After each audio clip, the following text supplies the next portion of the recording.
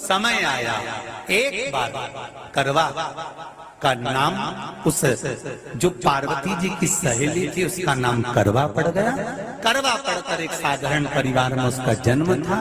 पति के साथ संग में रह रही थी। पति को थोड़ा शरीर में शिथिलता हो गई थी और वो शिथिलता को देखकर पति को लगी प्यास।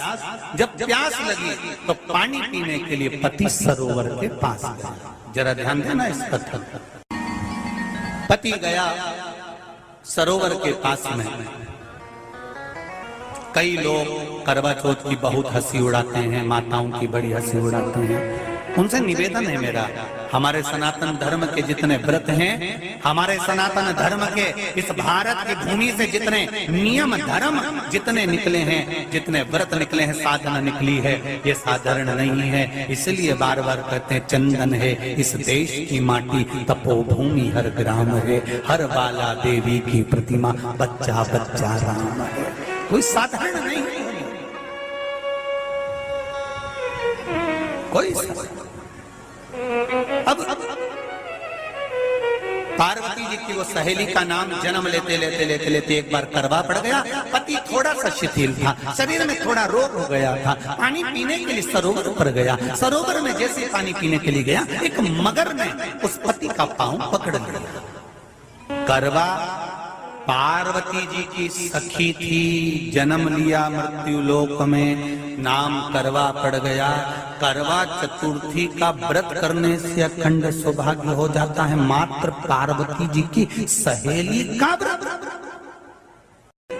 करवा गई, करवा ने देखा कि मेरे पति का पांव मगर ने पकड़ रखा है, और करवा शिव की उपासक थी। करवा शंकर की उपासक, और शंकर भगवान से ज्यादा करवा माता पार्वती जी की उपासक थी, क्योंकि पार्वती जी की सहेली थी।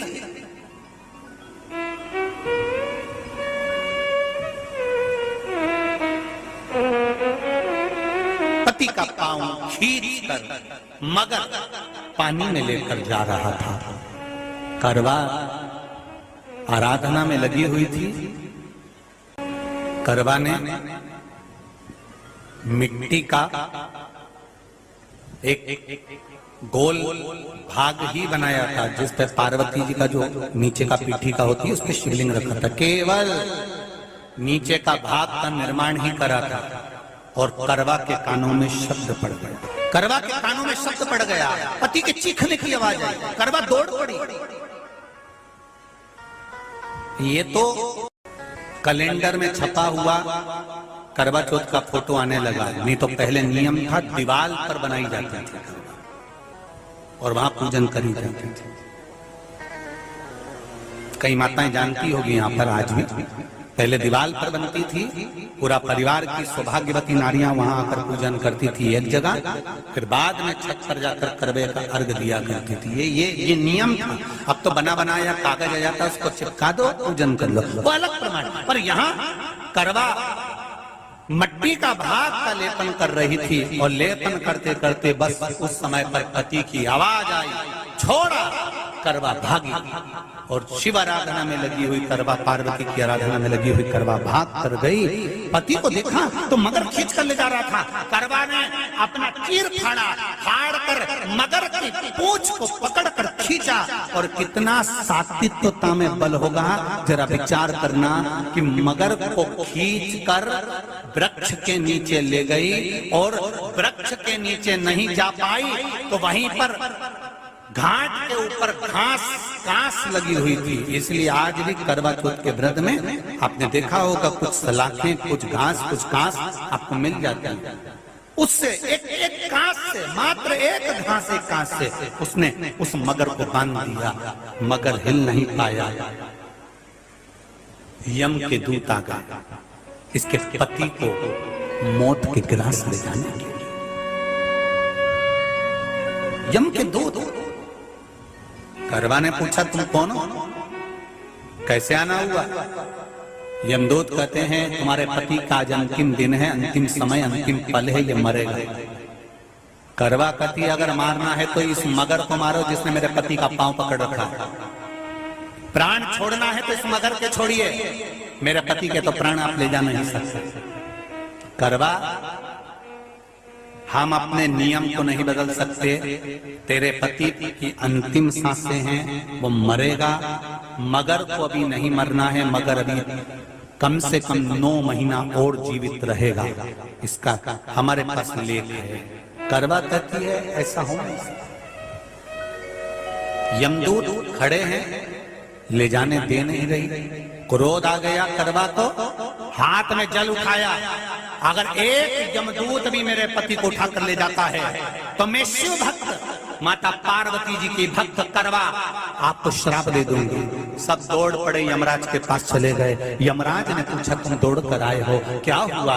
यमराज पूछते हैं, दूत कहते हैं वो करवा अपने पति को नहीं लाने दे रही। यमराज वहां कर खड़ा हो जाता है। करवा को समझाया, करवा तेरे पति के प्राण जा चुके हैं, तेरा पति अब मरने वाला है, अंतिम क्षण इसको ले जाने दे, इसका आज आखिरी दिन है। मगर को ले जा पर मेरे पति को नहीं। मान नहीं पाया। यमराज जब क्रोध पर अड़ गया तब करवा को क्रोध आया और क्रोध में आकर जल लेकर करवा ने श्राप देना चाहा यमराज को।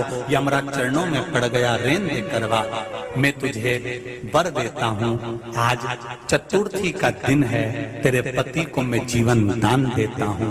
आज के दिन जो तेरे नाम से व्रत धारण करेगा उसका खंड सौभाग्य स्वयं यमराज करेगा।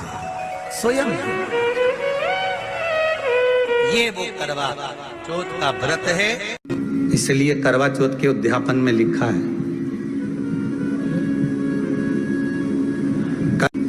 उसका जब उद्यापन होता है तो एक थाली में 13 जगह पर 4-4 पूड़ी रखी जाती है। आप लोगों को तो मालूम होगा, आप लोगों ने करा होगा करवा चौथ का उद्यापन। एक थाली में 13 जगह पर पूड़ी और सीरा, सीरा मतलब हलवा रखा जाता है। और रखने के बाद में उसके ऊपर एक पत्तल रखकर उस पर सुहाग का वस्त्र, साड़ी, 5 वस्त्र, सुहाग सामग्री सब उस पर रखी जाती है। और रखने के बाद में हाथ में कंकु, चावल, हल्दी लेकर, संकल्प लेकर उस थाली पर से घुमाया जाता है। कामना करी जाती है, हे चौथ माता, हे करवा चौथ, हे चतुर्थी मां, मेरे जीवन में मैंने आपका व्रत करा है, मेरे इस व्रत को स्वीकार करना, मेरा सौभाग्य का, मेरा मांग का सिंदूर, मेरी भाल की बिंदी, मेरे हाथ का चूड़ा, मेरी पाँव की बिछोड़ी, इसको अमर करना मां।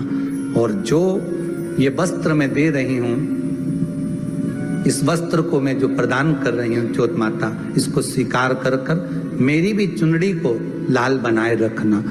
तब उस साड़ी को, उस वस्तु को, उस सामग्री को उठाकर घर की वृद्ध सास को, जो घर में सासू होती है, उसको दिया जाता है। सास नहीं हो तो किसी सौभाग्यवती नारी को दिया जाता है। उसके बाद में आप फिर ब्राह्मणों का भोजन कराओ, बड़े प्रेम से बुलाओ और ब्राह्मण ब्राह्मणी का भोजन कराओ। अब आज के जमाने में जो करवा चौथ का उद्यापन होता है, उसमें जब समाज की माताएं उद्यापन करती है तो केवल स्त्री को भोजन करा देती है, पुरुष को नहीं कराती। पर करवा चौथ के उद्यापन में लिखा है